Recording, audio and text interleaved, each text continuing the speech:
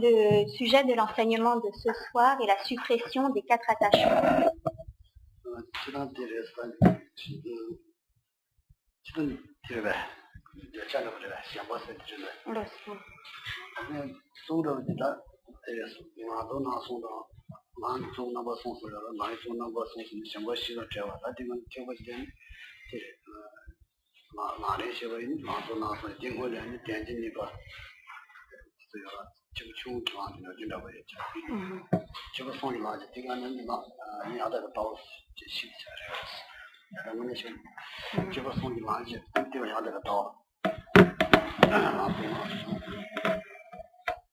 Cet enseignement sur la suppression des 4 attachements n'est pas différent fondamentalement des différents enseignements de l'Amrim ou des vues pures.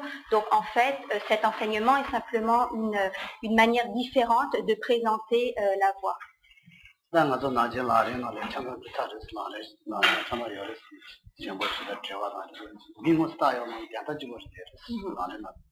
En effet, donc de manière générale, tout est contenu notamment dans les enseignements du Lamrim, et les manières de se libérer de l'attachement, du désir, sont des enseignements également qui sont exposés, expliqués dans le Lamrim.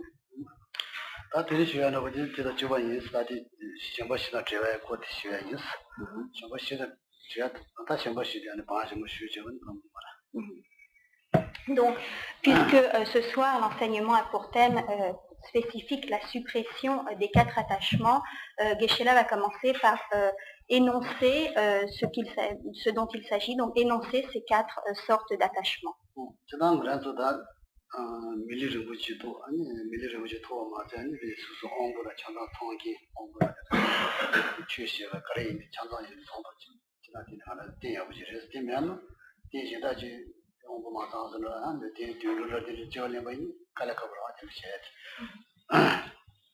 Premièrement, avant de réfléchir à la suppression de ces 4 attachements, il faudra bien avoir conscience de la préciosité, de la rareté de l'existence humaine, la chance que nous avons eue d'obtenir un corps humain qui possède toutes ces facultés et qui est donc un support adéquat, un réceptacle approprié pour la pratique du dharma.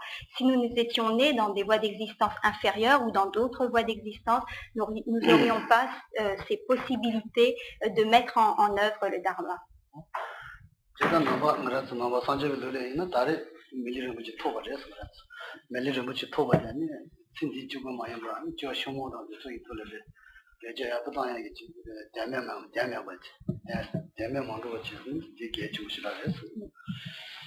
Donc, en tant que bouddhistes, nous considérons que cette existence humaine, donc d'après ce qu'a pu enseigner le Bouddha, que cette existence humaine est difficile à obtenir, qu'elle est rare, qu'elle est précieuse car elle nous permet de pratiquer le dharma, et que cette existence humaine va nous servir en particulier, non pas au bien-être de cette existence, mais nous allons pratiquer au minimum en vue d'obtenir de bonnes renaissances dans les vies futures pour pouvoir continuer à pratiquer cette voie du dharma.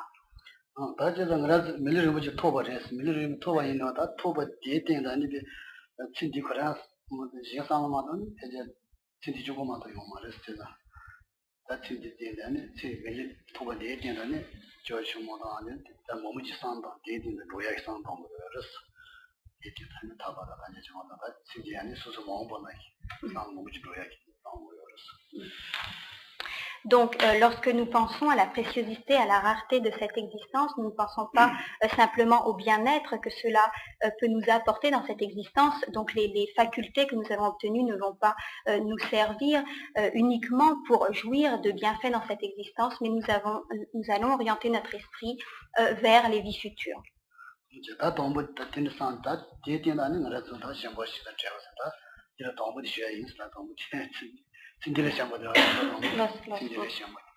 Et en pensant ainsi, donc en donnant la priorité aux vies futures plutôt qu'à cette existence, nous supprimons ainsi le premier attachement qui est l'attachement à cette existence, donc aux jouissances de cette existence.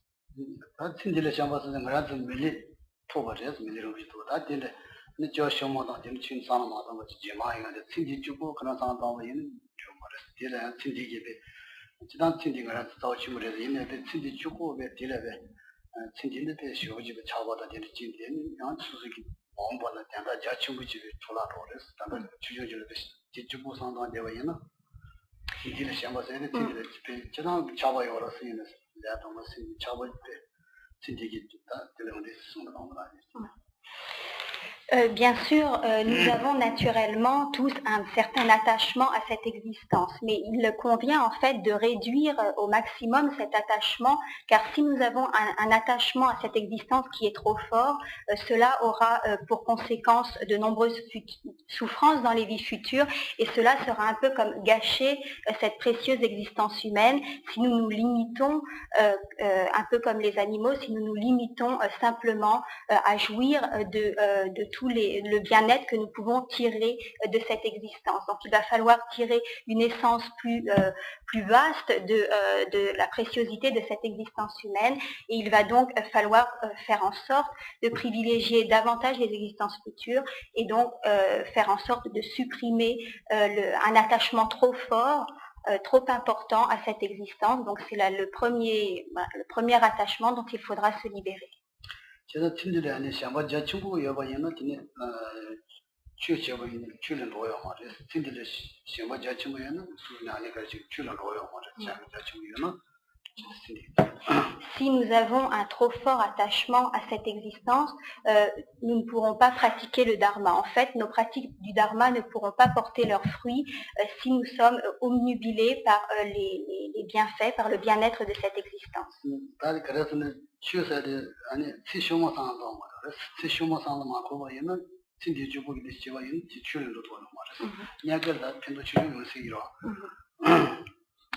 En effet, il est contradictoire de vouloir pratiquer le dharma et en maintenant un fort attachement à cette existence, puisqu'en fait, la pratique du dharma nécessite au minimum l'orientation de notre esprit vers les existences futures. Donc, l'état d'esprit que nous devons avoir au minimum pour pratiquer le dharma, c'est de donner la priorité aux vies futures. Donc si nous avons un trop fort attachement à cette existence, cela est complètement en contradiction avec la pratique du dharma.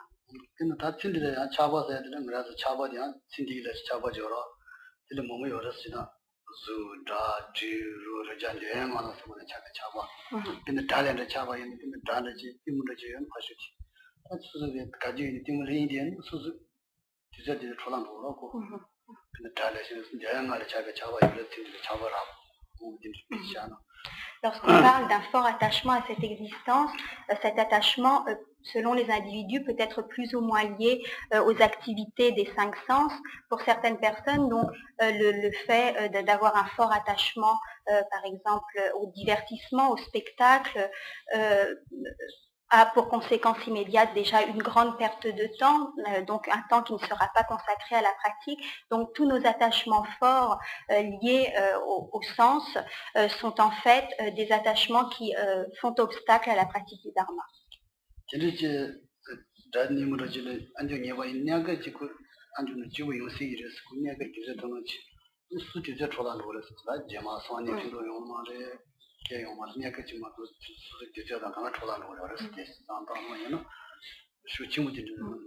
Si on passe son temps, par exemple, à aller au spectacle, cela nous procurera de certaines jouissances, certains bien-être, car ce que l'on va entendre va être agréable, donc certaines jouissances. Mais si nous nous rendons trop souvent au spectacle, par exemple, cela aura également pour effet de nous faire gaspiller beaucoup de temps, et ce temps ne pourra pas être consacré à la pratique du dharma.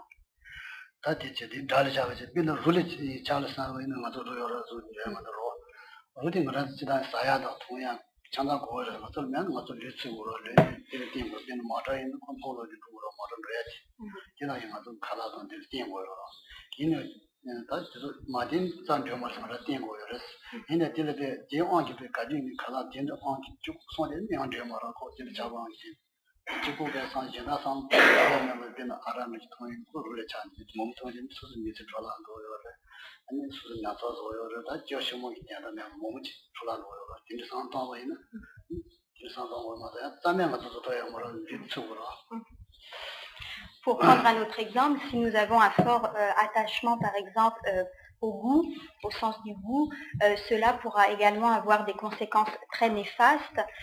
Bien sûr, comme une voiture a besoin d'essence pour fonctionner, nous avons besoin de nous alimenter, de manger et de boire. Donc ce n'est pas cela dont il est question. On parle vraiment de forts attachements. Par exemple, quelqu'un qui ne peut pas se passer, quelqu'un de boulimique qui ne peut pas se passer de manger, qui a un fort désir, une avidité par rapport à la nourriture, ou quelqu'un qui a un fort désir par rapport à la boisson. Donc cela aura des conséquences immédiates néfastes sur notre santé. Donc cela contribuera également à nous faire perdre beaucoup de temps et ne nous rendra pas aptes à pratiquer le dharma.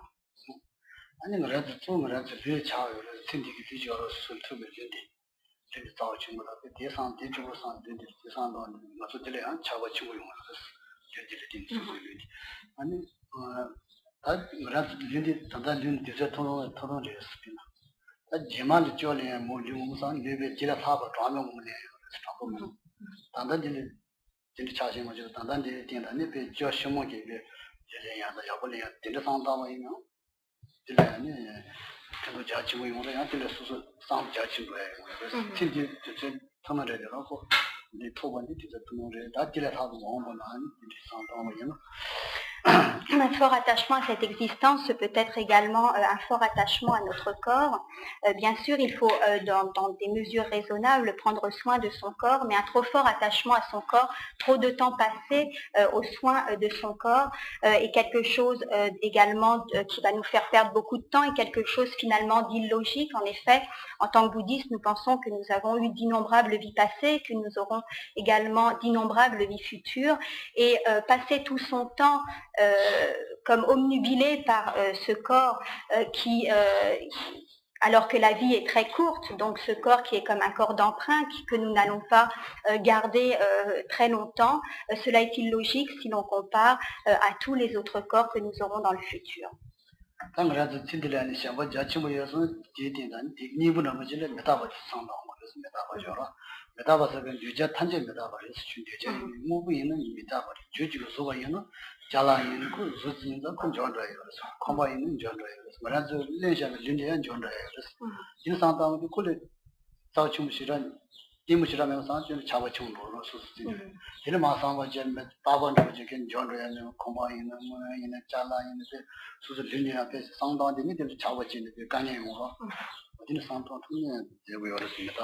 Si nous voulons réduire l'attachement que nous avons à cette existence et faire en sorte de saisir véritablement l'essence de cette précieuse vie humaine, le remède idéal est de méditer sur l'impermanence de toutes choses, de tous les phénomènes, donc l'impermanence de notre corps, l'impermanence de tous les phénomènes, de tous nos biens, que ce soit notre maison, notre argent, tous nos biens sont voués à la destruction, au changement.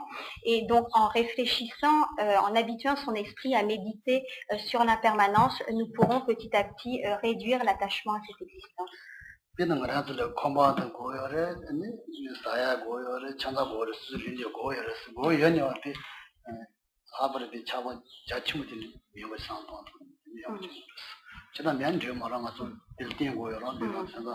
Bien sûr, nous avons besoin d'une maison, nous avons besoin de nous nourrir, de boire, de vêtements, de toutes ces choses matérielles. Nous en avons besoin pour vivre, cela est indispensable, mais nous pouvons très bien jouir de toutes ces choses sans avoir un attachement presque avide par rapport à ces choses. Donc nous devons faire en sorte de considérer ces choses comme étant utiles, mais ne pas nous y attacher comme s'il s'agissait de choses permanentes, de choses ayant une essence.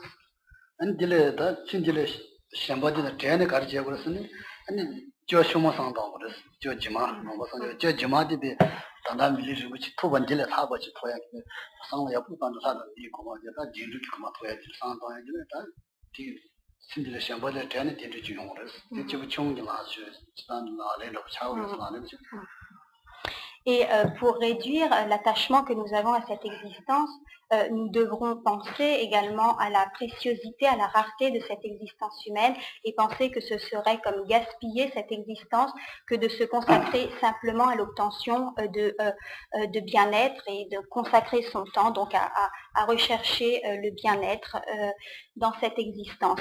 Et orienter notre esprit ainsi vers les vies futures nous permettra donc de réduire l'attachement à cette existence et c'est de toute façon la motivation des êtres dits de capacité inférieure dans les enseignements du Lamrim. Donc cela, de toute façon, pour un bouddhiste, correspond à la motivation minimum qu'il doit développer pour que ces pratiques soient véritablement des pratiques bouddhistes.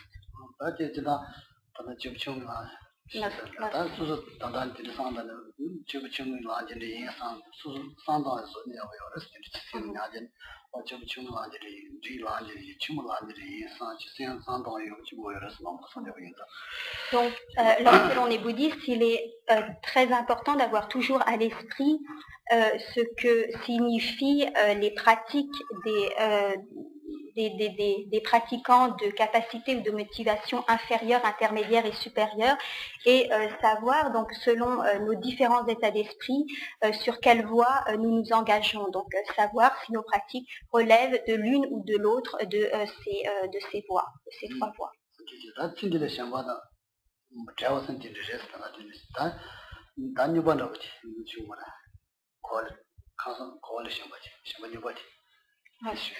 Donc voilà pour le premier attachement, donc qui est l'attachement à cette existence. Maintenant, Geshe-la va parler du second attachement.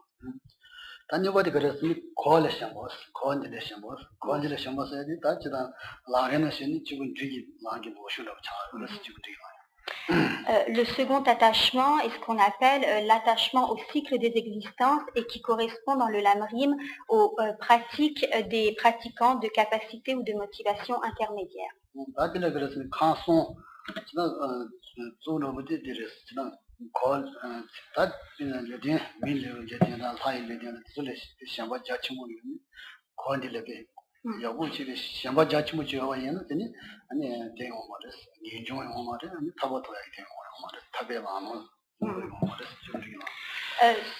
Cet attachement a pour sens que si nous avons un trop grand attachement à l'obtention d'une existence humaine ou d'une existence en tant que Dieu et aux jouissances que l'on peut obtenir dans ces voies d'existence, nous ne pourrons pas faire naître en notre esprit le renoncement et le désir de libération du cycle des existences.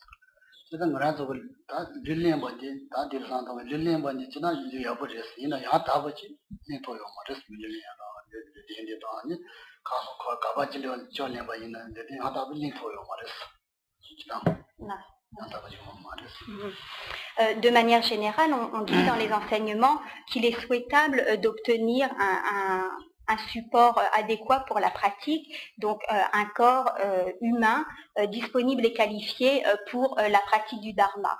Mais dans son essence, donc, au final, le fait d'obtenir un corps n'est pas une situation idéale.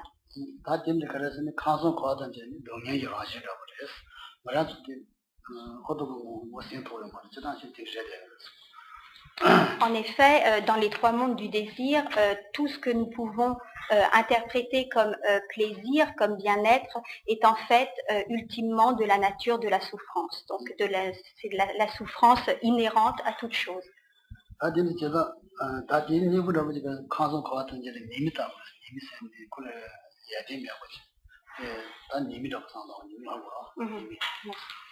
Donc, en fait, il faudra comprendre que tous les phénomènes, toutes les jouissances que nous pouvons, que nous pouvons trouver dans ces voies d'existence dites supérieures n'ont pas d'essence en elles-mêmes et ne sont pas souhaitables.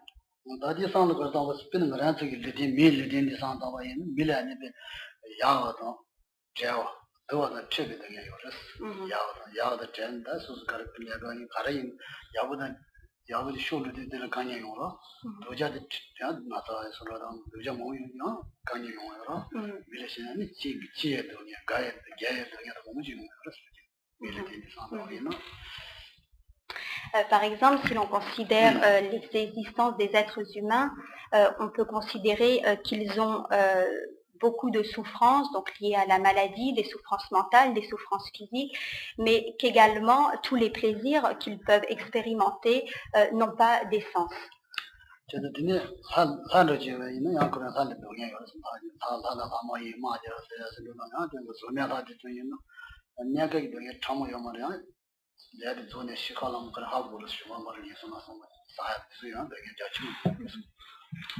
En ce qui concerne les dieux et les demi-dieux, on pourrait considérer qu'ils n'ont que des jouissances, qu'ils n'ont que des plaisirs. En fait, ils n'expérimentent pas de souffrances grossières, mais ils expérimentent des souffrances subtiles, car en fait, toutes ces jouissances n'ont pas d'essence, et un jour ou l'autre, donc, ces individus devront connaître également des souffrances plus grossières. En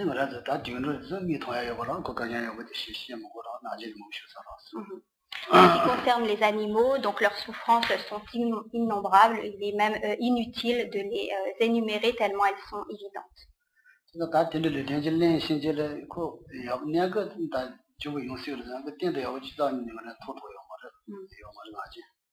Donc, en tant qu'être humain, nous pourrons expérimenter certains bien-être, certaines jouissances, mais nous ne pouvons pas dire que ces jouissances, que ce bien-être correspondent à un bonheur véritable, durable dans son essence.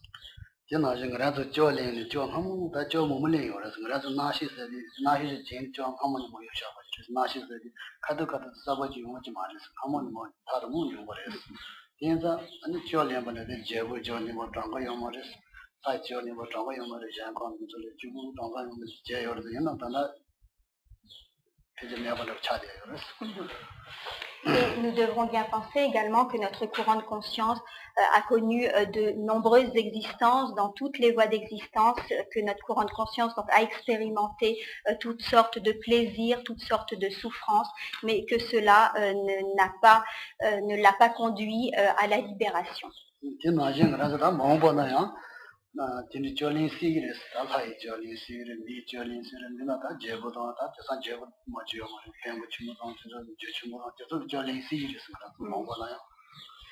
Et dans le futur également, il est possible que nous que nous puissions renaître en tant que roi, en tant que mendiant, en tant que femme, en tant qu'homme, etc. Donc dans n'importe quelle situation dans les vies futures, tout pourra également se représenter dans le futur.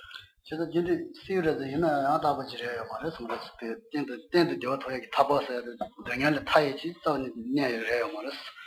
cela ne nous permet pas donc de nous libérer du cycle des existences et d'obtenir un bonheur stable.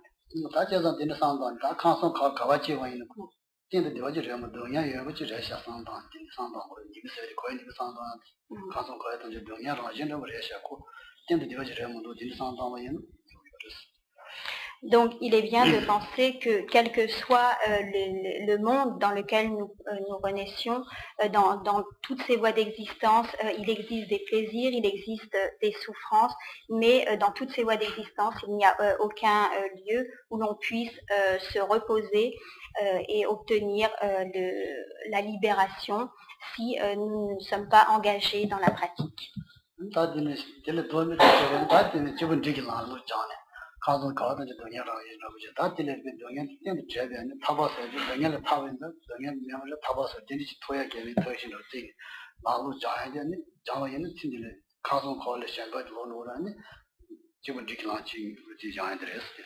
Et considérer donc que toutes les voies d'existence sont pour nature inhérente la souffrance, permet donc de faire naître le désir de la libération du cycle des existences, et ce désir de libération du cycle des existences correspond à la motivation des pratiquants de capacité intermédiaire.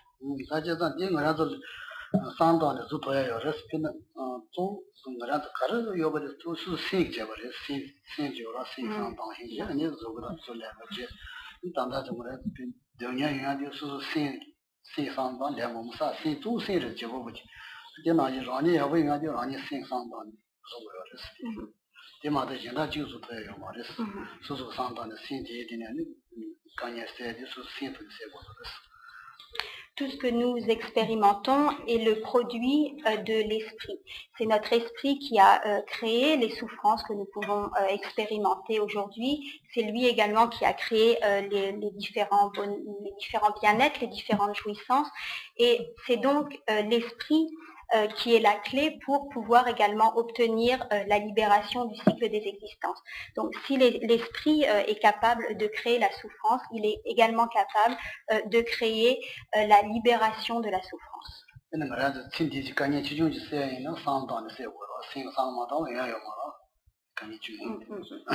Et même pour nos petits soucis ordinaires de la vie quotidienne, c'est l'esprit qui est à l'origine du règlement de ces problèmes. Donc l'esprit est vraiment la source pour la libération des petits problèmes quotidiens comme des souffrances plus générales.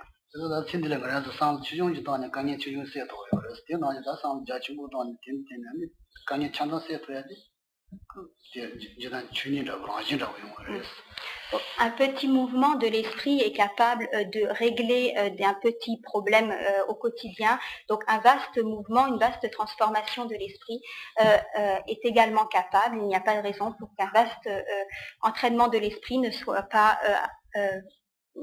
puisse pas porter des fruits plus vastes et par là obtenir la libération.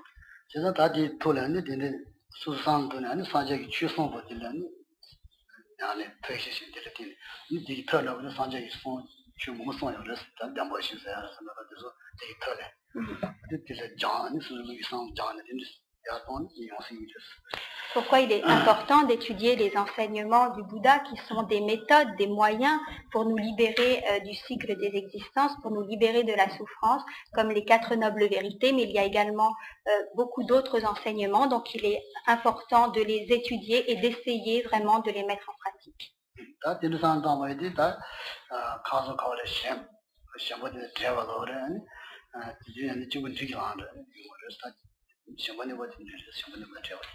Donc lorsque l'on parvient à se libérer du deuxième type d'attachement, qui est l'attachement au cycle des existences, cela correspond dans les enseignements du Lamrim aux pratiques d'un pratiquant de capacité intermédiaire.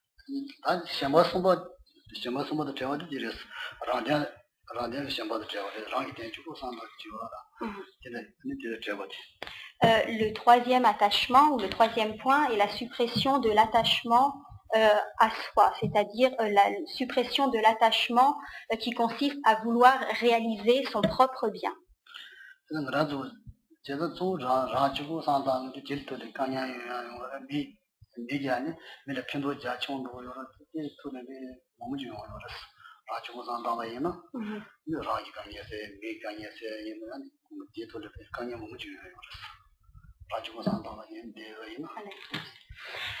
Si l'on pense uniquement à l'obtention de son propre bonheur, de son propre bien-être, cet entraînement de l'esprit pourra malgré tout avoir des effets positifs sur les autres.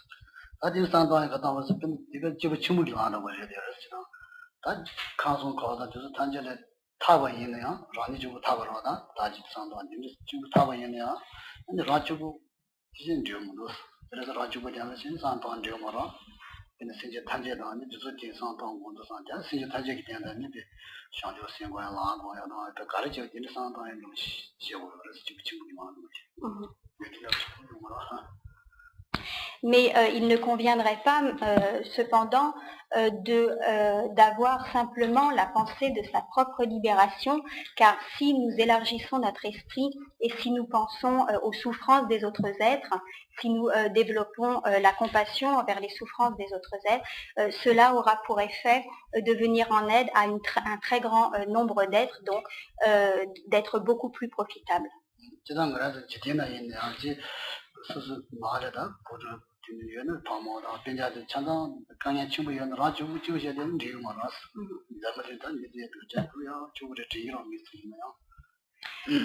En effet, donc, si nous pensons qu'à notre propre bien-être, à notre propre bonheur et si nous évinçons les autres, cela correspondrait dans le cercle familial par exemple, de ne s'occuper que de soi et de laisser son père, sa mère, ses enfants autour de soi, malades et souffrants sans s'en préoccuper.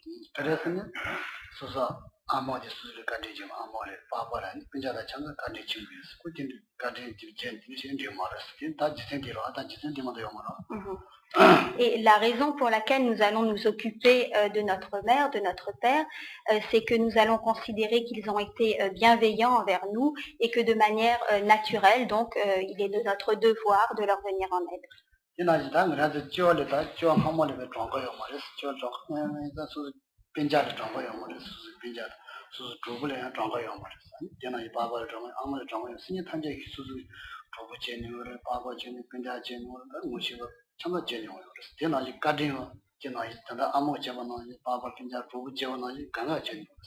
De la même manière, en élargissant notre vue, nous penserons que tous les êtres sans exception ont été dans les vies passées, puisque ces vies passées sont innombrables, que tous les êtres ont été au moins une fois notre père, notre mère, nos amis, nos frères, nos sœurs, et que de la même manière que nos parents, nos amis actuels nous sont bénéfiques, tous les êtres ont été également dans les vies passées bénéfiques et bienveillants envers nous.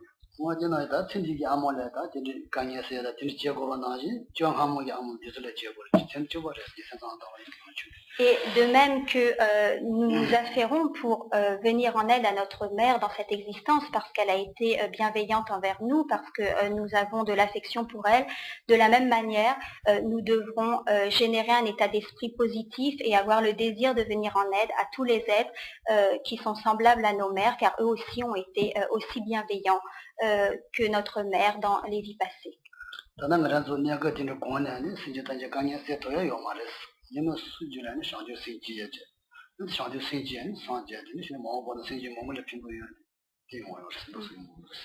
Simplement, en méditant sur l'amour et la compassion à l'égard de tous les êtres, nous ne pourrons pas leur venir en aide immédiatement, simplement avec cette motivation. Mais développer l'amour et la compassion nous permettra de développer l'esprit d'éveil, donc de nous amener à l'état de Bouddha. Et lorsque nous aurons atteint ce stade ultime, nous aurons véritablement les capacités de leur venir en aide, donc grâce à cet entraînement antérieur de la méditation.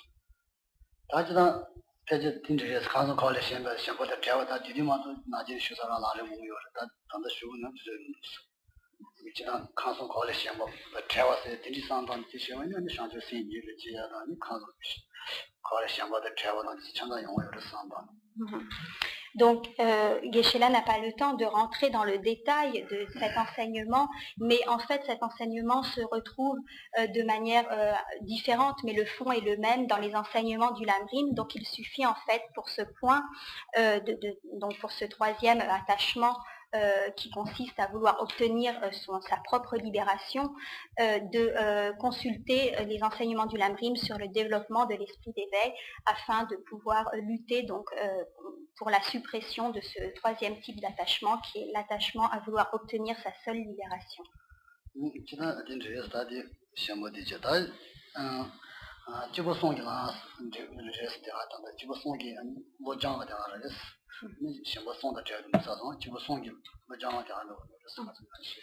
Donc en fait, la suppression de ces trois premiers attachements correspond dans le Lamrim donc aux trois voies des trois pratiquants de motivation inférieure, intermédiaire et supérieure.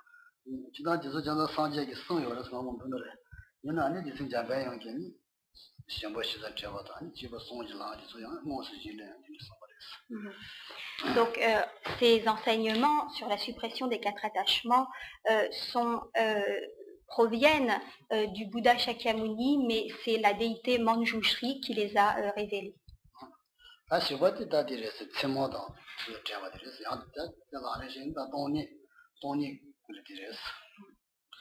Le quatrième attachement est l'attachement au soi, donc au moi, et donc c'est la suppression de cet attachement à la saisie du soi correspond aux enseignements sur la vacuité, donc les enseignements de la sagesse.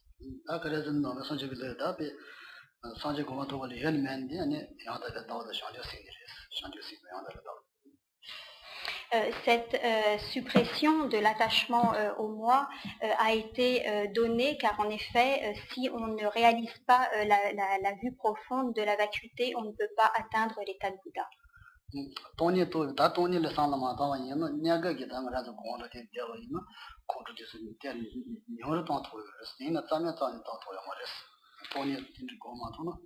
Si on ne réalise pas la vacuité du soi et des phénomènes, on pourra comme réduire les perturbations mentales, mais on ne pourra pas les éliminer à leurs racines.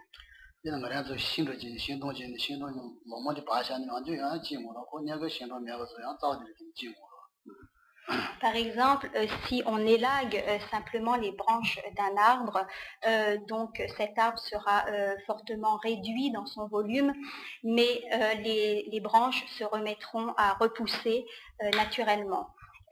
Si on veut vraiment que l'arbre ne repousse pas, il faudra arracher sa racine.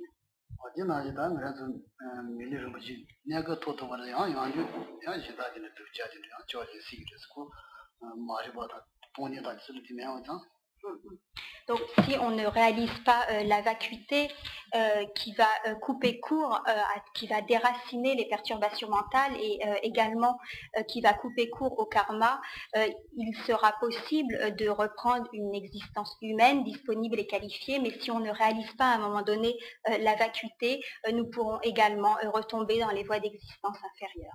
La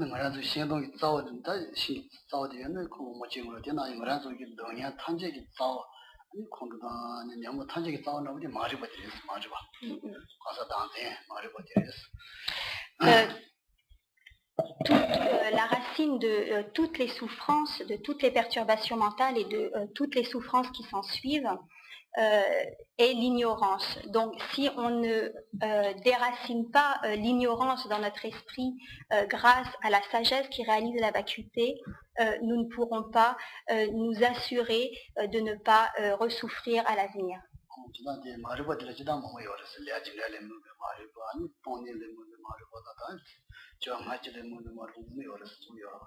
De manière générale, lorsqu'on parle d'ignorance, on peut désigner plusieurs choses. On peut désigner l'ignorance à propos de la causalité, l'ignorance à propos des vies passées et des vies futures, mais il s'agit là de l'ignorance concernant la véritable nature des choses, et c'est de cela dont il s'agit lorsque l'on parle d'éliminer l'attachement au soi.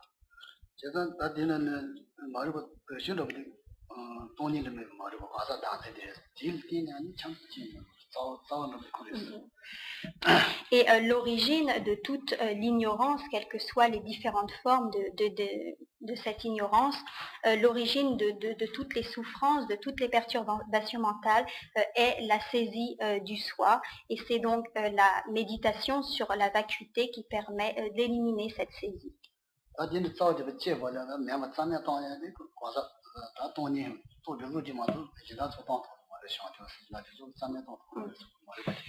Donc cette ignorance fondamentale qui consiste à prêter une existence réelle aux phénomènes et au soi ne peut être éliminée que grâce à la réalisation de la vacuité.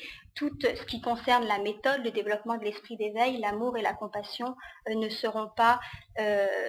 pourront pas éliminer cette ignorance fondamentale nécessaire pour obtenir l'état de Bouddha.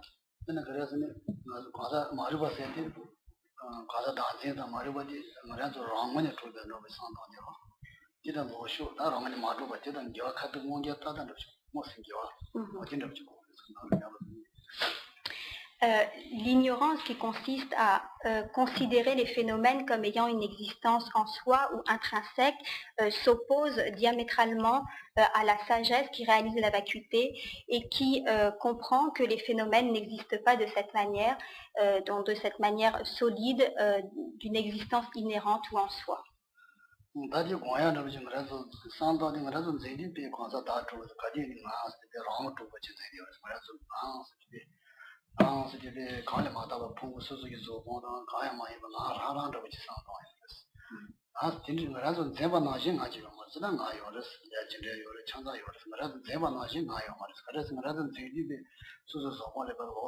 자치고 rawa yiki, nga rawa yiki, jodong zo pongda kanya ma jeba nga chi, dini sanji tanga, dini chi nga chi yo ma ras, o dini chi su dini meba sangba yini, dini lo shin dini res, toni mo na Donc, pour résumer ce qu'on appelle la saisie du soi, nous pouvons dire que nous avons tous naturellement l'idée d'un soi, d'un moi, d'un je existant de manière indépendante des autres phénomènes. Par exemple, nous sommes constitués donc d'un corps, d'un esprit, donc des 5 agrégats, mais indépendamment de ce corps et de cet esprit, nous avons la pensée d'un moi comme quelque chose qui existerait indépendamment du corps ou de l'esprit. Par exemple, nous pourrons dire mon esprit ou mon corps, et donc nous penserons à quelque chose qui existe indépendamment du corps et de l'esprit, qui serait comme le possesseur de ce corps et de cet esprit. Donc naturellement, nous avons cette pensée d'une chose, d'un moi, d'un je qui existerait indépendamment du corps et de l'esprit. Mais lorsque l'on procède à une analyse pour essayer de trouver où se trouve ce je qui serait comme possesseur du corps et de l'esprit ou qui existerait comme indépendamment du corps et de l'esprit, nous ne trouvons rien de la sorte.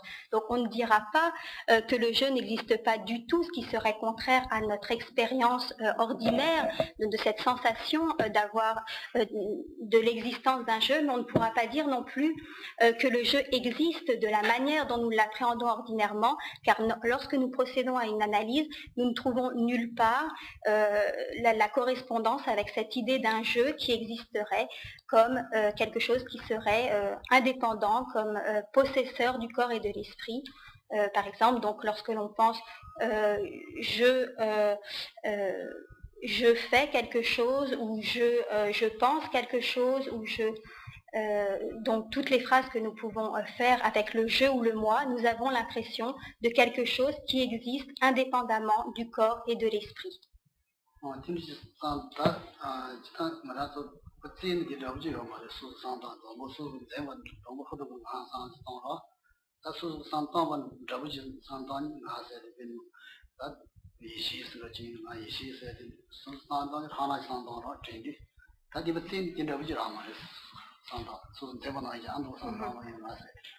Donc, ce que l'on dit en fait, c'est que le je tel que nous l'appréhendons d'emblée, tel que nous l'appréhendons de manière instinctive, ce je en fait n'a pas d'existence réelle. Lorsqu'on recherche ce je tel qu'il nous apparaît, on ne trouve rien.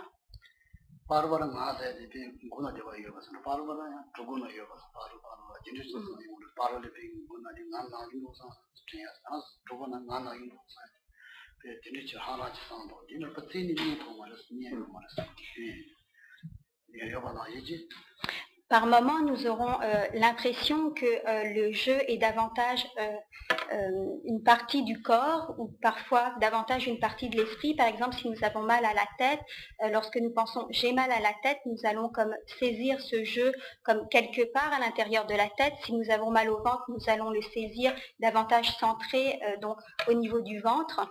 Mais lorsque nous analysons toutes ces sensations, nous ne pouvons nulle part trouver une entité, donc quelque chose qui existerait en soi ou réellement et qui correspondrait à cette impression du jeu.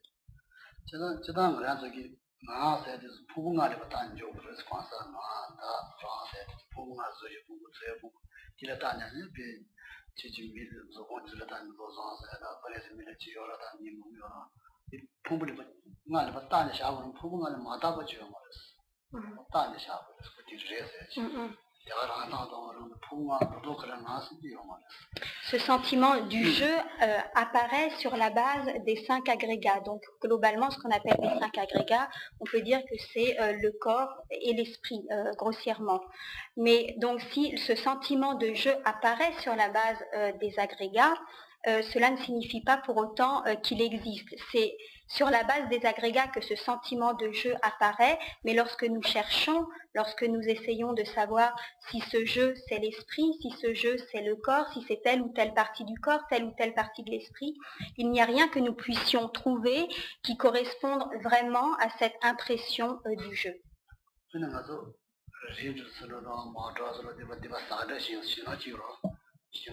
Allez. 베이를 동보 Mhm. 다들 상단 상단 매매하고서 차 동보도 거기 망스도 너도 지금 시나 마음수 나더 시나 뭔가 모르는 사르시서 시나 하도 같이 지디 상단 나 지금 나 제세 당에 근데 계속 그 상단 근데 이제 배우는 차도 근데 상단이 나 제세 상단도 Ce qu'on appelle la saisie du soi, pour en avoir une idée grossie ou bien claire, cette saisie du soi apparaît de manière très forte quand nous avons peur. Par exemple, si nous sommes en montagne dans une voiture qui dérape, si nous avons peur de tomber dans un fossé, nous avons tout d'un coup comme un resserrement et nous avons une forte saisie du moi ou du je qui va ensuite se dissiper et devenir plus flou. Donc c'est cette saisie dont nous parlons. 진짜 다 지난 돈이 걸려지 지난 저도 너부터 시 걸려면 라바랑 참 많이 걸렸어. 다들 상관. 뭐 ten주가 또 갈래고 걸렸어. 제도 고마더니 뭐 거냐니 고야들이랑 빈을 Donc l'enseignement sur la vacuité est un enseignement très vaste, il y a des niveaux de compréhension plus grossiers, des niveaux plus subtils, mais cela donc demande une étude approfondie et il est très important donc de savoir, de connaître les différentes vues sur la vacuité, les vues les plus grossières, les plus subtiles, la vue madhyamika, la vue du milieu, donc de bien connaître ces vues pour pouvoir réfléchir dans le bon ordre. 제가 뭐보다 세모래 셴버스 제가 셴버스 제가 당그래도 마진을 하나 주어 봤으면 지상도나 다 진짜 제가 싶어. 하나 지금도 마사의 풍부다 주를 받는 다바 장좀 면도 상나. 진짜 공부는 돈이 공부를 놓여 강하게 못했어. Donc l'attachement à ce soi, c'est considérer que cette saisie du soi que nous avons tous ordinairement correspond à la réalité, à la manière d'être véritable des choses et que cela n'est pas simplement une désignation. Donc cette saisie du soi est le dernier attachement que nous devons supprimer.